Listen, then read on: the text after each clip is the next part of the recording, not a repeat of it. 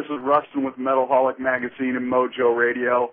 And our good friend Chuck Duran from Rock Sugar has joined us. How have you been, my friend? I've been just great. Thank you, Rustin. And hello, everybody. Hope you all are doing great. What's going on, brother? Oh, man, you tell me. God, it's been over half a year since the record broke now. Yeah. Got almost 20,000 Facebook fans. How good are you feeling right now? You know what? It feels pretty good, man. These people, our friends on Facebook and everybody that comes out to see us, I mean, they're just so freaking cool, man. I mean, they're literally, it's like having like a bunch of best friends because, I mean, they say the nicest stuff. They're constantly calling up radio stations and TV stations. They're like, we're going to sugarcoat the world. And we're like, go. They're like unleashed and just, you know, a bunch of crazy, great people sugarcoating the world. So we feel pretty good about that, Rustin. Yeah, I don't know how you couldn't. I mean, it's just talk about a grassroots campaign. Right? You guys should be running for office. I'll tell you what, and it's so, I mean, it's not like we're not doing anything because, I mean, we're treating everybody with respect and we're treating everybody really well. And, you know, we have a contest every single week. You know, every Monday is Movie Monday, and whoever puts up a cool video of, you know, something that having to do with Rock Sugar wins something. And every week we're giving stuff away. You know, we're trying to keep that connection and answering every single person back that writes something on our Facebook. It's like they always get answered back, and it's a lot of work, man. Because obviously, you know, you're talking about 20,000 people on there, right. but we feel that, you know, that if you want you know, people to do things for you and people to know that you're real and that you're really and that you're there for them too, that you need to show appreciation. That's the only way that we know how to do it. So it's working out pretty good. And we appreciate that you take the time to talk with us. So thank you, man. Oh, my pleasure to have you. So last time we spoke, since the last time we spoke, you guys have actually gotten out there on the road, played some live shows. Yep. Tell us how the response has been so far to that, and then tell us about playing Download.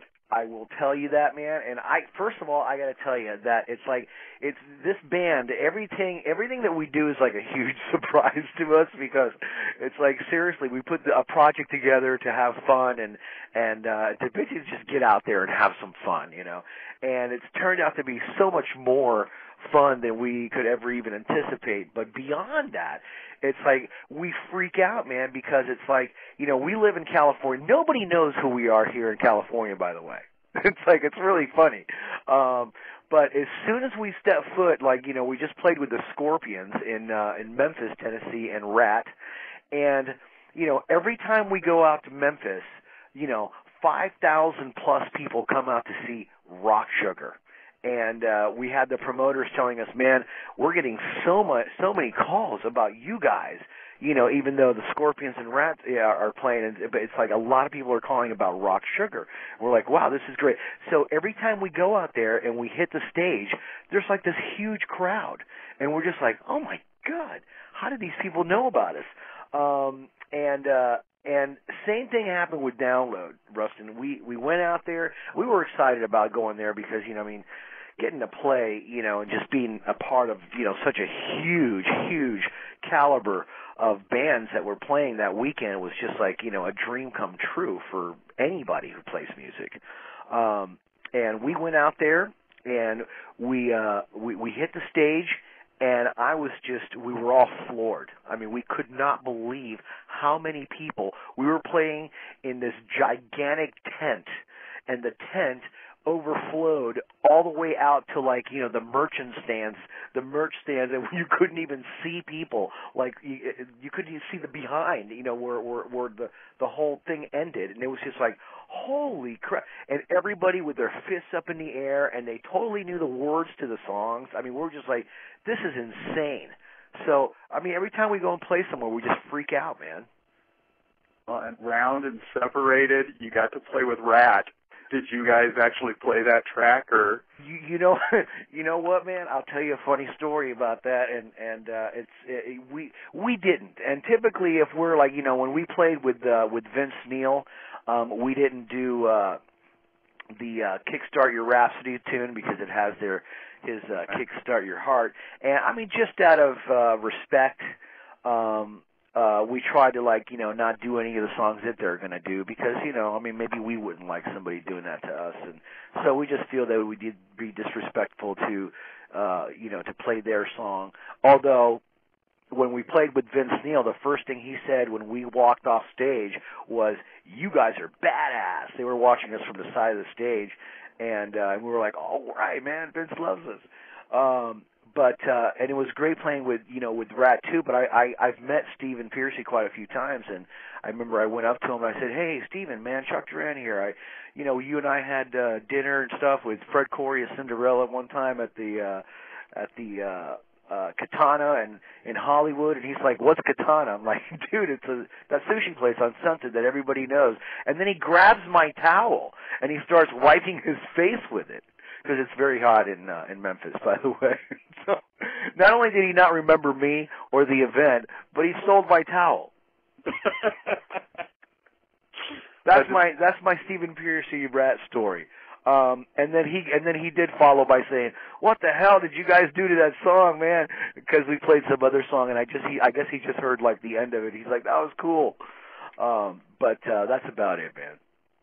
That's cool. So, now you guys have like an every Monday night gig now, the House of Blues on Sunset Strip. Did I get that right? That's right.